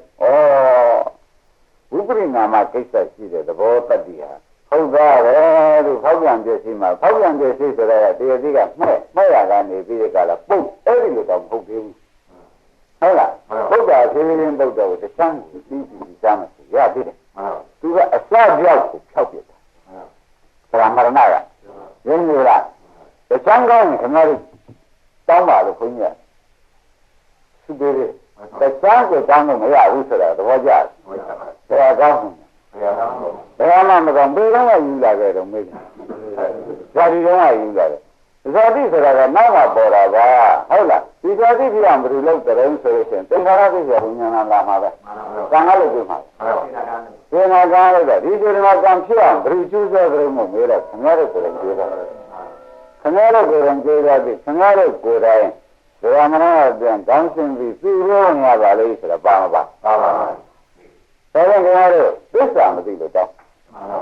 ဘုရားကြီးကလည်းဒါဖြင့်သစ္စာမသိတဲ့ပုဂ္ဂိုလ်ကယူသေးတယ်လို့ဆိုနေကြချာဟုတ်ကြသစ္စာကိုဘယ်နဲ့ဆိုကြပါယူသေးတယ်ဘာဖြစ်လို့လဲကိုကျိုးကွင်းနဲ့ကိုလာကြံသေးတယ်ရှင်းမလားဆိုတော့နေဆိုကြမ်းမလားလို့မင်းမနဲ့ဆိုကြနော်မကြမ်းပါဘူးမကြမ်းပါဘူးဥက္ကမောကျမ်းနေတယ်လားမကြမ်းဘူးအလုတ်သွားကဧကန်ရှင်းမလားပုတ်သွားကကျမ်းနေဆိုရင်အလုတ်သွားကဒီတိုင်းတာတော့ခင်ဗျားတို့အလုတ်သွားရဲမထင်တော့နှုတ်သွားခတ်ကြမ်းကြမ်းပြောပေးတယ်အလုတ်သွားကခင်ဗျားတို့တောင်းတယ်ဆိုဒါပါမပါသရမရဏကျိုးကွင်းတဲ့ဟာဟုတ်လားပြောရပါလေသူ့လက်ထဲမှာကောင်းစင်ပြီးသတ်ချင်းချက်ချင်းနဲ့ကျုံရဆိုးရပါလို့လာဘူးလားလာသလားလာပါလာတော့တရားဓမ္မတို့ဘယ်နဲ့ကြောင့်ဒီလာကြီးကိုခင်ဗျားတို့ကျုံချင်းဆုံးချင်းပြီးကြလားယခုနေကြပါလိမ့်မလို့ဆိုတော့အမှားတော့ဘုံကြီးလုံးလို့တော့ကြလားအမှားတော့ဘုံကြီးလုံးတော့မှတော့ဘာဆိုရရှိသေးလဲဆိုရမရှိတော့ဘုခင်ဗျားတို့ယခုတော့တိုင်းခင်ဗျားတို့မှားတာမှားပဲဆိုတော့ကိုမှားကိုသိရင်ကောင်းမယ်နော်ဆရာကြီးကကိုမှားကိုသိရင်ကောင်းတယ်အမှားမှမသိတယ်လို့ပဲယူနေတဲ့ပုဂ္ဂိုလ်ကရှင်းရှာတယ်လို့သုံးတယ်မရှိဘူးတော့ကြဒီကနေကြည့်တဲ့ပုဂ္ဂိုလ်ကဒါဟာပြကြည့်မကောင်းပါဘူးတော့ရှေ့ပြီးတဲ့ဆိုးသွားလိမ့်မယ်ခင်ဗျားတို့လေရှေ့ပြီးတဲ့ဆိုးသွားလိမ့်မယ်သိရဆိုရင်လည်းပုတ်ပါအောင်တော့မဟုတ်လို့မြန်မာရေးရဆင်းတဲ့သိကြသေးလို့ဗာလေးလုံးကြပါဦးမြင်ရှေ့တို့ခက်ချီရတယ်။ဒါတော့ဒီတိုင်းကဒီသစ္စာညာကိစ္စညာမရတဲ့ပုဂ္ဂိုလ်ရှေ့တို့မှာဒီတဲ့အခြေကြီးဖြစ်တဲ့နတ်စုတောင်းရင်တောင်းတယ်။အဲ့တော့နတ်စုတောင်းတော့နတ်တွေကြီးတော့ဇရာလည်းများများပါမရဏရောများပါဘူးလား။အပြီးပြီးတော်တော်ကိုရန်သွားပြီ။မြင်မလား။မြတ်သွားပြီကမောတကြဓမ္မကြဓမ္မရဲ့ဒီတဲ့အတွက်ရှိကြတဲ့ဆိုပြီးဒီကလာတောင်းရန်တော့လေခင်ဗျားတို့ဒီတဲ့ပြည်ကြီးရန်တော့တယ်မရမလဲရဘယ်ရရမရများဘာမသိလို့တော့မလဲသစ္စာတော့ပြောတာများသိတယ်ဆိုယနေ့တက်လာတဲ့ဆက်ဖြေလိုက်ကိစ္စညာမရှိဘူးကိစ္စညာကြားဘူးကိစ္စညာကြားတော့ဒီနေ့ကကိစ္စညာကိုဆရာဘုန်းကြီးကအဓိကထားပြီးဒီကလာဟောလိုက်တော့သူ့မှာဗာကိစ္စရှိတယ်နေရာဓမ္မတို့ခန္ဓာ၅ပါးမှာဖောက်ပြန်တဲ့ခြင်းကိစ္စရှိတယ်သူများကနေဘူးကြောင့်ဖောက်ပြန်တဲ့ရှိတယ်လားသူလာတော့ဖောက်ပြန်တဲ့ရှိရတယ်လားသူလာတော့သူဖောက်ပြန်တဲ့ရှိရတော့ဘုသူပြည့်လို့ဆုံးတော့လားခန္ဓာကြီးအပြည့်တော့ကြဒါပြန်ခန္ဓာကြီးအပြည့်ကိုခင်ဗျားတို့မသိသေးကာလပတ်လုံးသစ္စာကိုဖြင့်မင်းမသိမှာမဟုတ်တော့မသိသေးဘူးဒါကြီးထိုက်ယူမှာမယူလို့လည်းယူလား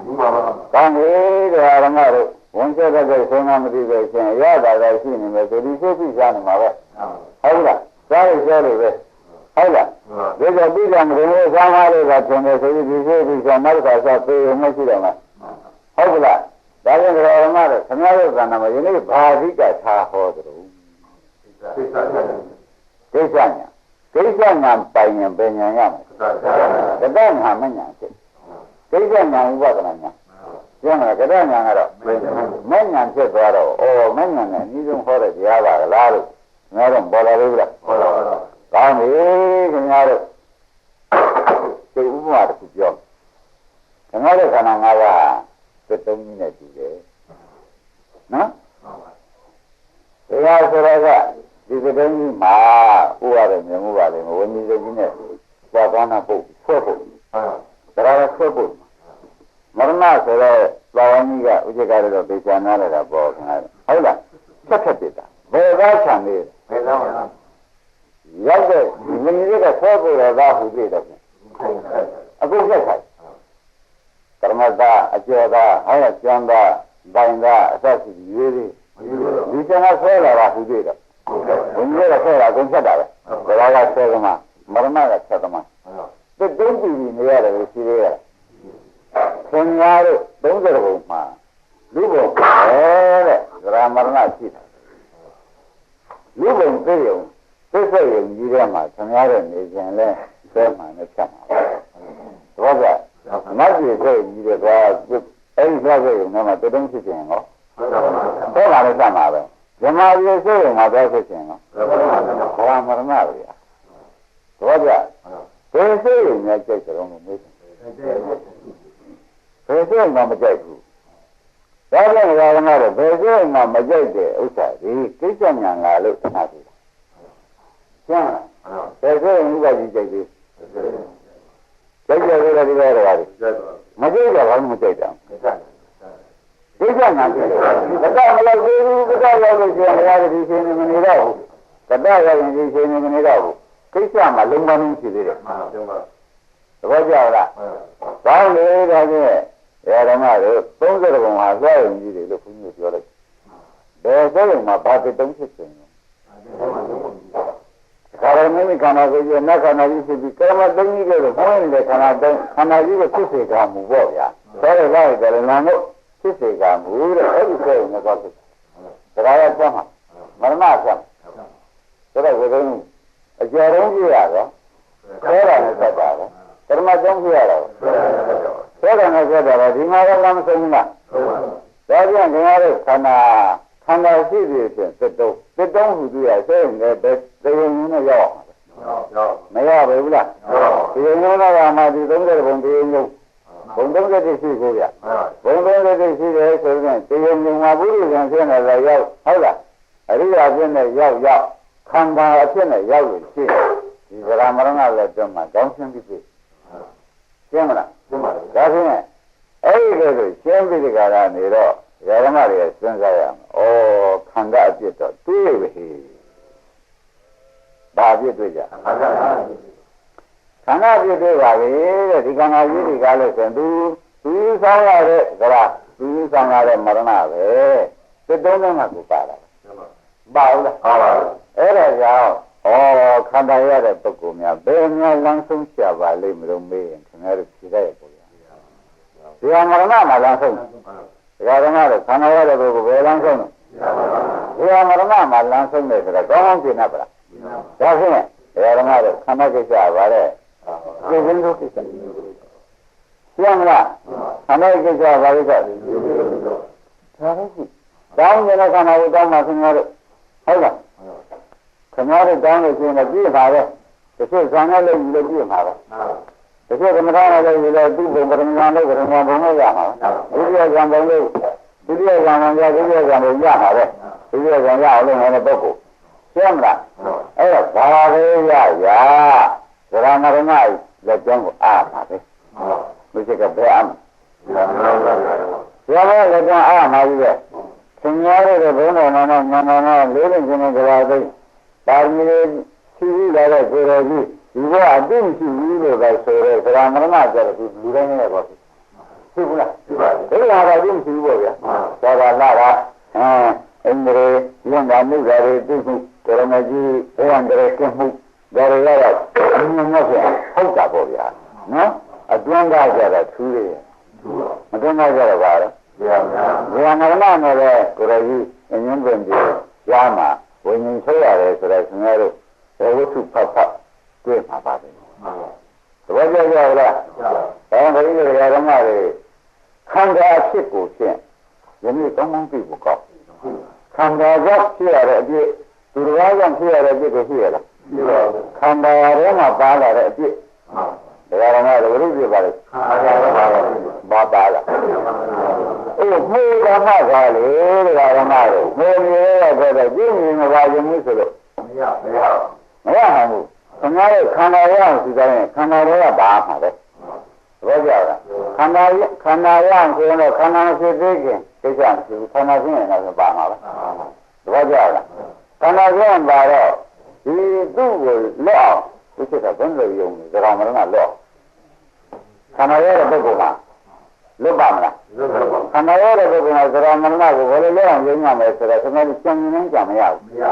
မရဘူးခန္ဓာမရှိမှရုံးနေဆိုရင်တော့ဖြင့် ရမှာပဲဆိုတော့ဒီခန္ဓာတက်အနှိမ့်ဆက်ခံဖို့ပေါ်လာတဲ့ခန္ဓာဟုတ်လားဒီဝဲဝင်မလို့ပါတယ်အဲ့ဒါခဏတော့လောကီလက်ဆန်းစားကြည့်ပါမိုးရင်းကခဏတော့အားလုံးမြင်လိုက်ကြပါမယ်ပလီလေးတွေဆက်လာတာအသေးကဆက်လာတာသူကဒီဘာလို့ဆက်လာသူကသူနေရင်မသိဘူးဆက်လာတဲ့အတွက်ဒီလိုပုတ်တယ်လို့ဟုတ်လားဒီစားတော့ဖြစ်တော့ဘာလို့ဆက်လာကြအော်ခဏတော့သူတောင်းတာလည်းဘာပါလဲအသေးကဆက်လာအမှဒီကံဆက်တော့မိုက်ပါလေမိုက်ပြီလားဒီမှာဒီကဘေကံစစ်သားတွေဆိုတော့ငါတို့ဂရုံးလေးတွေကိုဘေကံစစ်သားတွေပေါ့ဗျာအဲဒီမှာကျွန်တော်တို့နားရပါလိုက်ရှိနေတာဒီကောင်ကြီးပြည့်မိုက်ပါလားကွာဒီကံရတော့ဆိုတဲ့ကောင်တွေပဲဟုတ်လားပရံစောတွေဒီပတ်တွေကြတော့ခေါင်းနိုင်နဲ့ခုန်ကြတာဟုတ်ရဘုံကကြီးတော့ဟမ်အဲ့တော့အတော့ကိုအပေကံဖြင့်မိုက်ပါပြီကွာမြန်မာမျက်လုံးနဲ့ကြည့်တယ်ကျွန်တော်တို့လည်းသိစ္စာငါမျက်လုံးနဲ့ကြည့်တယ်ဘယ်နဲ့ဆိုကြမိုက်ပါပြီကွာမိုက်ပါပြီကွာဒီမှာရေရောင်းလို့ဆိုရိုက်ပလားဘာလို့ဆိုရိုက်တယ်ဆိုတော့ပါပြီးတော့ပါလေဆိုတော့ဒီတန်းပါလာဟုတ်လားဒါနဲ့ဒီချင်းတို့တရားပါလေဆိုတော့ဘယ်နဲ့ကြဘာနာမနဲ့ပဲထွက်ရပါလေပါမပါအဲ့ဒါကျွန်တော်တို့ကတော့အသေးခံစစ်သားတွေမှာခဏကဘလူလိုဂျပန်စစ်သားလို့တူဘူးလားတူတယ်တူတယ်ဟိုကမိစ္ဆာဒိဋ္ဌိခင်ဗျားတို့ကသမာဓိရှိပဲဆိုသေးရဲ့ဟ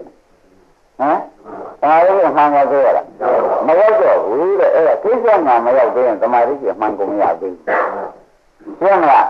ကိစ္စညာရမှာပါရှင်းမလားမှန်ပါဘူးဂျပန်စစ်သားနဲ့ဘလူကမှပဲအပေကံကြီးထွက်နေမှာပဲဟမ်မတော်ဘူးလားအဲ့ဒါနဲ့ဆက်ရကြည့်ကြပါရတာငါတို့ကျွတ်တဲ့ဖြင့်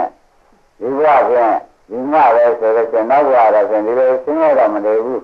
သံဃာရအောင်တော့ဖြင့်လုံးပါပဲဆိုပြီးကြလားတောင်းလိုက်တဲ့ဆုရှိကြီးဟာဒါရီရဖို့အပေကံစစ်သားဖြစ်ဖို့တောင်းလိုက်တဲ့ဆုရှိကြီးကကြီးဘယ်လိုဆုံးရကြအပေကံစစ်သားဖြစ်ဖို့မှာတော့ဘာရှိသေးလဲဘာမှမရှိတော့ဓမ္မတွေကတို့ဒီကသိစ္စာညာမရဘူးမယုံကြည်လို့ပဲဆိုတော့မဆိုတော့ဒါဖြင့်ဓမ္မတွေဒီတရားအထုတ်ချက်မထုတ်တတ်ဘူးကိုယ်တိုင်ဗราမရဏနဲ့ပျက်စီးသွားတယ်ဒီကိုရှိကပြတ်တာကိုနောက်ညာကကြည့်ပြီးနေတော့မိုက်လက်ဆိုသိမ့်မှတော်တော့မိုက်လက်ဆိုသိမ့်မှတော်တော့မှသူ့ကိုမရမှတော်မယ်ဒီခန္ဓာကြီးကိုမရမှတော်မယ်လာမလားလာပါဘူးအမြဲတမ်းဘယ်သူမှမနှိမ့်ဆက်လဲသူသက်ထွက်နေတာပဲဒါကသင်္ကန်းမယောကံကြမဟုတ်လား25ပါးတော့ပြီးကိုယ်တည်းဆက်သွားတဲ့ယောဂမလာနဲ့ကျုပ်ဟာကျုပ်ပြင်မယ်ကျုပ်ဟာကျုပ်ပြင်မပါဘူးလားပါပါကျင့်ပါကူပါနဲ့သူ့ကတောင်းရတယ်ကျင့်ပါကူပြီးလိုက်တယ်သူသေးကြတယ်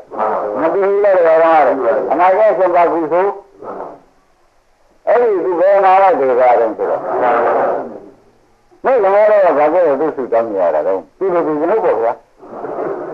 ဒီကဘာရှိသေးလဲအဲ့ဒီကဲဆိုတော့ဓမ္မဓမ္မရေဆိုးကြည့်တန်တာတွေဘာကြောင့်ကြည့်တန်ပါလိမ့်မလို့ဆိုတော့ရှင်ဒီမသိမှုအဝိဇ္ဇာကအုပ်ချုပ်ဒီသိမှုကိစ္စညာပြောလိုက်တော့မဟုတ်ပါလားလောကီတဲ့ကုန်တော့ပဲဟုတ်လားအပေကံဆိုတော့မိုက်ပါသေးလားမစနိုင်ဘူးလား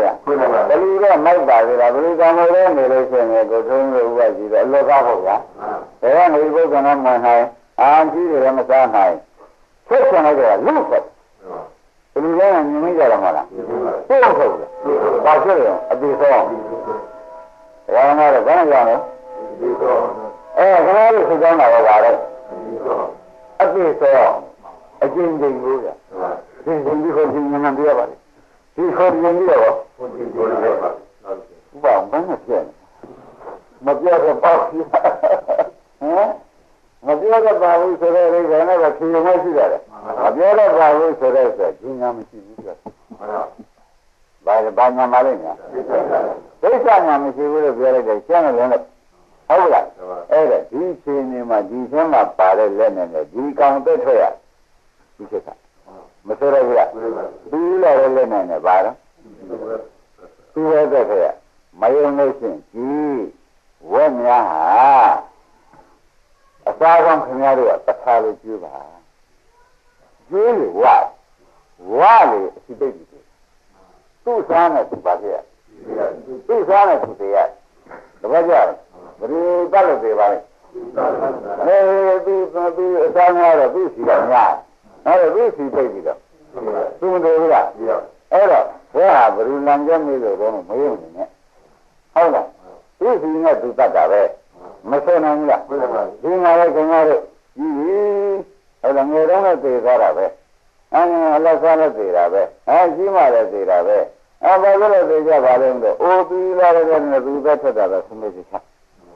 ရမလားဘယ်လိုနဲ့သက်ထက်တာပါလဲဒါဖြင့်ခင်ဗျားတို့အခုဘယ်ချိန်နေဆိုင်နေကြလို့မေးလို့ရှိရင်ဖြင့်ကိုယ်လည်းနဲ့တော့ကိုယ်ပြည့်စုံပါပြီးသားဖြစ်သောကြောင့်ဒီပုဂ္ဂိုလ်တွေကဘယ်လိုဖြင့်ဘာဖြစ်လို့မယ်လို့မဆိုပါနဲ့တော့ဟုတ်လားမလိုတော့ပါဘူးဒီညာနာခင်ဗျားတို့ဘိုင်းမလေးဒီကတော့ပြေဖို့ဝင်ရမှာပဲလူပြည်ပါတော့ဘယ်ဒီနဲ့ပြည်နေတော့ခင်ဗျားတို့အခုစီလောင်းကြတော့လူပြည်မှာပြေဖို့ကိုပြည့်ထားတယ်နောက်ညာခင်ဗျားတို့သိတဲ့ညာမရသေးလို့စီတိုင်းနတ်ပြည်ပြေဖို့နတ်မသာချဖို့လာရခြင်းသေးလားမသိနဲ့လားသိလို့ရှိရင်အဲ့ဒါကြောင့်သရုံးတာဒီပုဂ္ဂိုလ်တွေကဘယ်နဲ့ကြောင့်ကိုယ်ပွေသွားပြီးကာလတန်လေးခံရင်ဒီပြေသွားပြီးတန်လေးခံရင်မသာဆက်တန်လေးစိတ်ကြတာဘူးသူမျိုးတယ်တူရတာမထွေးသူမျိုးမတယ်တူရတယ်ထွေးတယ်ဒီဖန်နဲ့ဆက်ရှိရင်လည်းမသက်တာလည်းလိုက်ပို့ရတယ်နိုင်တဲ့စိတ်ကလွန်လို့အဆက်ရှိနေတယ်မလာဘူးလားလားအဲ့တော့လူပြေပါတဲ့တန်လေးစိတ်ခံရပြီနတ်ပြေကြတာဒီလိုဆုံးပေါ့ဇမားကြီးကြတော့ဒီလိုဆုံးမယ်ဆိုတော့ကျွန်တော်တို့ဆူတောင်းတာဒီကားလို့ရှင်သေပွဲပြောင်းတာရှင်းမလားဆူတောင်းတာပါလေဘယ်ညာမရလို့သေပွဲပြောင်းကိစ္စညာမရကိစ္စညာအစကိစ္စညာအလဲဒါမရမရသေးကာလပတ်လုံးသူကကြီးငါပြရတဲ့သံဃာလဲတယ်ဆိုတော့ပေါ်လားမင်းတို့ရောမရသေးရင်ပါတယ်လေလဲအောင်မှာပဲဆိုတော့သူသာဝိတိကဟောအဲ့ဒါဆိုရင်ဒါအဓိကချက်ပဲမဟုတ်လားငါလည်းသစ္စာသောနာရိယသစ္စာနာဆိုတော့သူခဏခဏဟောနေတာပဲဒီသစ္စာကငါမသိခဲ့တဲ့အတွက်ငါမှကိုချင်းချင်းနေကြရသစ္စာသိတဲ့ဒီနေ့ကြာမှာပဲကဲဒီဘဝနောက်ဆုံးမိတ်ပဲကွာနှိစ္စစံတော့နှိစ္စလိုက်တော့နောက်တော့နှိစ္စရမှာမဟုတ်ဘူးဆိုပြီးကာလဒါတခင်ကိုရမေကြီးသူဒီပြိဋိဘာစံတဲ့ခါကျတော့ခုမှအောင်ပြီးတော့လို့ပြောဘူးလားငါအောင်ခဲ့တာတွေကအောင်စစ်မှုခန္ဓာမှာမအောင်တော့ကြ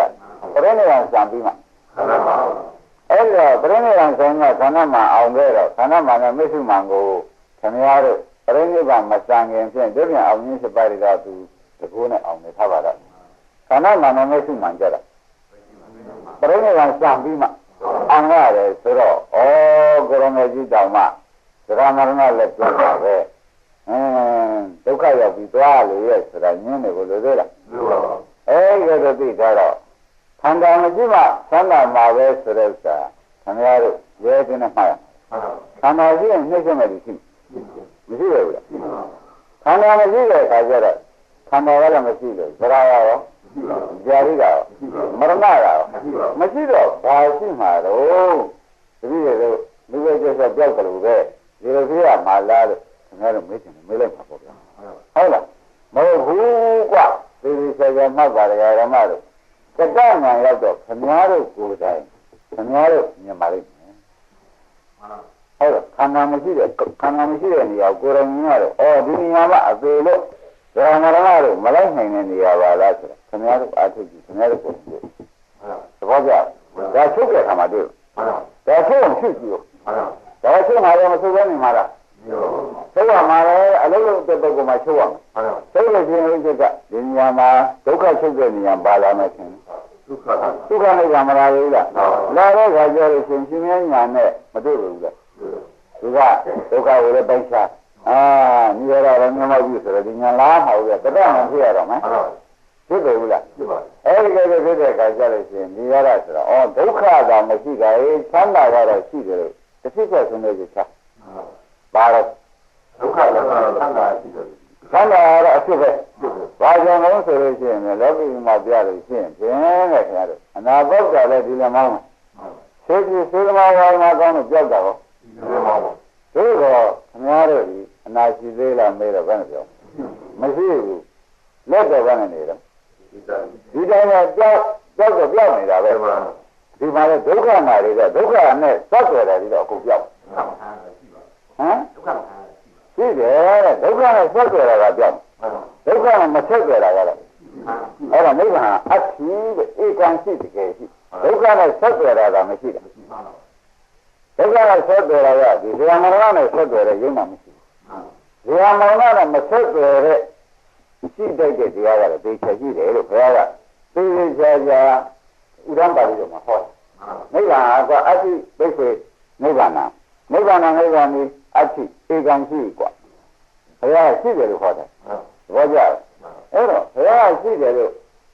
ပြောသွားပြီခင်ဗျားတို့ကတော့မယုံဘူးဆိုတော့ဒီကိစ္စညာရင်းအောင်လုပ်ပြီးကြလားတတညာလို့ခင်ဗျားတို့ပြောင်းတယ်လို့သူရှိတယ်ဆိုတာသိချာရမှာပဲသဘောကျအဲ့တော့အိုရာရှိရင်မအိုရာနာရာရှိရင်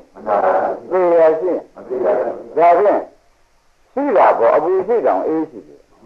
သဘောကျကြလားဒါကြောင့်ဘုန်းကြီးတွေကဓမ္မတွေတတညာရအောင်လုပ်ပြီးသဘောကျ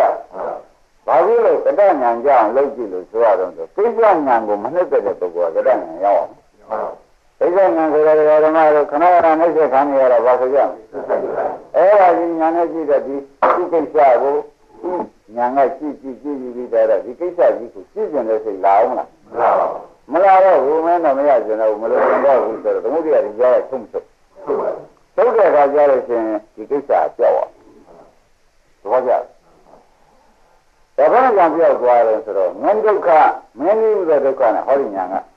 မဂ္ဂနိဥဒညာကမင်းနိဥဒဒုက္ခနဲ့ငါတော့မနေလို့တော့ဘူးဘယ်ခါကလာမှမကြည့်လည်းမကြည့်ခြင်းဘူးတွေ့လည်းမတွေ့ခြင်းဘူးဆိုတော့သူကတဏှာကြောင့်ဖြစ်တဲ့တဏှာစိတ်သွားတော့သူကြားနေတယ်မိတော့ဒီပဲဗျာမိကိုတွေပြောက်သေးသေးပြောက်သဘောကျမိပြောက်ပေါ့အခုကြားနေတယ်ဆိုတော့တော်လားဒါကမိပြောက်ရင်အပြောက်မှာအပူပြောက်ဒါဖြင့်မင်းနဲ့သမုဒိယသစ္စာနဲ့ဒီလေအပူနဲ့ဗာနဲ့ဒီဒုက္ခသစ္စာနဲ့တူလိုက်ဒါသူကလည်းခုပြောက်သွားတဲ့ခါကျတော့မင်းနဲ့အပူပြောက်သွားတဲ့ခါကျတော့အေးနဲ့ဟုတ်လားအေးမြင်တတ်တဲ့သဘောနဲ့အေးတဲ့သဘောမရှိပဲဘူးလားဒါပြန်ဒီဘက်ကဒုက္ခဒီဘက်ကမက်ကမဆိုးနိုင်ဘူးလားဒါကြတော့တတညာပြီးပြီခုမှပဲအေးပြီမလားဘူးလားဒါပြန်ကတညာဆိုတာပြီးပြီဒီဒုက္ခနဲ့ဝိจิตတွေပဲလို့ကြည့်တယ်ညာဘာခေါ်ကြအဲ့ဒါဒီကတညာဘယ်ကနေဝဒီတော့တက်မှာတော့မေးရင်တော့ဖြေလိုက်ကြပထမကျင့်နာမှာသစ္စာလေးသိအောင်လုပ်တယ်ဒုတိယကျတော့သိက္ခာဉာဏ်ကျတော့ပွားမှရမယ်သိက္ခာဉာဏ်ကတော့ဆရာခုခေါ်လိုက်ရသိက္ခာဉာဏ်ကတော့ပွားလိုက်တဲ့အခါကျတော့အသားတွေလောက်ဖြစ်တယ်လေပြက်ပွားမှာပဲသဘောကျလားအဲ့ဒီလိုပြောသွားတယ်လေဇရာမရဏရဲ့ခန္ဓာကြီးတုံတက်ထွက်နေရတာပဲရုပ်လည်းတက်တယ်နာမ်လည်းတက်တယ်အကုန်ပြက်ဘာမှမကြမ်းဘူးစားဆိုတာလေသူ့ဟာနဲ့သူပြောင်းမှာပဲသဘောကျလားအစားရဟာလားကျွန်တော်တို့ပြစ္ဆုတ်ဘာနဲ့မခင်တော့ဘူးအတိတ်ကလည်းနေတာအနာဂတ်ကလာတော့ဒါမျိုးလာမှာပါပဲမသိဘူးလားအဲ့တော့တဏှာသုံးပါးမသိဘူးကာလသုံးပါးသုံးသိတယ်ကိစ္စညာမှာသဘောကျလားအဲ့ကိစ္စညာမှာကာလသုံးပါးသိတဲ့အခါကျလို့ရှိရင်ဖြင့်ဘုန်းကြီးတွေဓမ္မတွေကစဉ်းစားပြီတဲ့ရှေ့လည်းမကောင်းနောက်လည်းမကောင်းအခုလည်းမကောင်းခန္ဓာအပြည့်ကုန်ပေါ်ဟုတ်လားအတိတ်ခန္ဓာတွေလွန်နေလားဒီဒုက္ခခန္ဓာနေလေလားအနာခန္ဓာတန်ခါလေလားဒါဖြင့်တဏှာကြီး၃မျိုးရှိတယ်အတိတ်ကိုခန္ဓာရှိတယ်ဒီဒုက္ခကိုခန္ဓာရှိတယ်အနာကိုခန္ဓာရှိတယ်ဒုက္ခနဲ့သူခန္ဓာရှိသေးရဲ့မရှိတဲ့တဏှာ၃ပါးသိမသိဟုတ်လားအဲ့ဒါဥက္ကဒေနာတွေဆိုဒါဟောရတာသိပြီဥက္ကဒေနာတွေရတယ်တဏှာ၃ပါးကပြိုက်တာတဏှာ၃ပါးကပြီးကြလာပြိုက်တော့ဒီလိုကိစ္စဉာဏ်ကိုလည်းဥက္ကဒေနာသည်ရောက်တယ်လို့ထားပါတော့တဲ့သူရောက်ခဲနေတော့တောင်စုပေါ်တယ်တော့တောင်ဝါတောင်60ပေါ်မှာသူရဟနာပြရမှာကိုရတဲ့ဒါကြောင့်ဓမ္မတို့သူဟာကာယသုံးပါးဆွမ်းလိုက်တဲ့အတွက်ဝါထိပ်ပေါ်ကနေပြီးဆွမ်းလိုက်တာဆွမ်းမလားဒါပြင်သိကြလောက်ရသလားလို့မေးရင်မနဲ့ပြောပါဘူးသူတို့ကမေးရပြဘုံကိုသူတို့ကတော့ပြီးခဲ့ရေဘုံကိုလည်းဒီလိုနဲ့မစားနဲ့ ဟုတ်ကလားဒီလိုစားရကောင်းပါမလားမကောင်းပါဘူးတဲ့ဒီသာသနာကျုံလို့ဒီတိဟိဖြစ်ပြီးဒီကရနေမဲ့ဟုတ်လားကိုကြီးအလုံးစုံကုန်ဒီသစ္စာဟောရတဲ့ဆရာနဲ့တွေ့မယ်ဆိုတော့ရှင်ပြန်ခမည်းတော်မိခဲ့ပြဖို့မယ်အခုတွေ့ငါကကိစ္စညာကိစ္စညာဆိုတာအော်အရင်ကတော့တပည့်တော်ကတခြားလားမှနေတာတပည့်တော်အလုံးလုံးနေတာကိစ္စညာခိုင်းကြတာကိုပေါ်လားဟုတ်ပါဘူးဒါတော့ဘုန်းကြီးသင်္ကြန်တော့3မိနစ်ရှိနေပြီဖြစ်ဖြစ်မှနေရာကြမယ်ဆိုပြီးဒီကရဝိညာဉ်ရေးသင်္ခါရုပ်တွေသင်္ခါစိတ်တွေသင်္ခါတဲ့နောက်တော့ခဏစိတ်နဲ့စိတ်တာရှုဆိုပြီးသင်္ခါရရဘာသင်္ခါရလဲဆိုတော့ယနေ့ပေါ်လာဘာပေါ်ကိစ္စဉာဏ်သင်္ခါရဆိုတော့ဓမ္မတွေယုံနေပြီလားဒါပေမဲ့ကိစ္စဉာဏ်ရန့်သွားလို့ဒါမလို့ကျွန်တော်ပါဘူးရှင်ဘာဉာဏ်ဖြစ်တက္ကညာဘယ်အာရုံပြုကြုံတာမေးပြီဒါပေမဲ့ကိစ္စဉာဏ်ကဒုက္ခဝအောင်ပြီ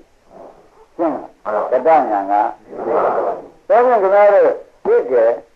ဒီမှာသာပါတော့ပရမရှိဆိုဘုန်းကြီးတောင်ကသစ္စာညာ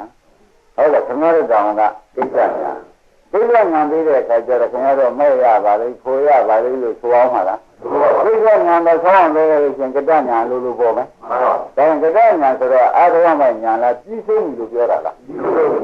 ဒါဖြင့်ခင်ဗျားတို့ကစက်နံပါတ်ကဆက်တာအောင်နှစ်နံပါတ်ကခင်ဗျားတို့တောင်သုံးနံပါတ်ကဓမ္မဣတောင်ခင်ဗျားတို့ကမလုပ်အောင်ရှင်းမလားဒါရင်းနေဒီရင်တော့ပါ